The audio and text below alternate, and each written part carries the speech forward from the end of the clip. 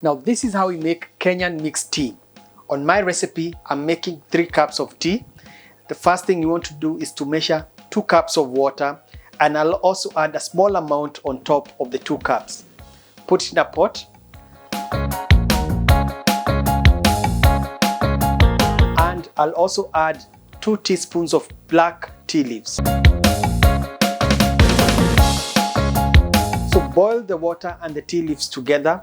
When it comes to a boil, let it simmer, reduce the heat and let it simmer for about 3 minutes. So the simmering process is where the tea will infuse into the water to get that flavor you want. My ratio for the tea that I'm making is 2 cups water, 1 cup milk. You can also do half and half, or 2 cups milk, 1 cup water. If you're doing 1 cup water, the process is still the same. You want to put the water and the tea leaves first.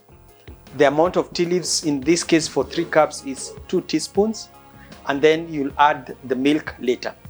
So you add the milk after the 3 minutes of the simmering.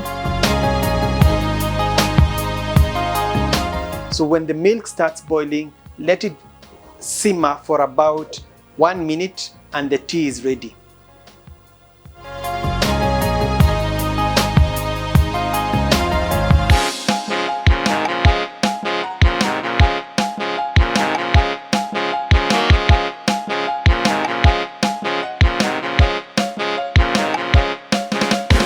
All that is left is to serve, put the amount of sugar that you like, and have your tea.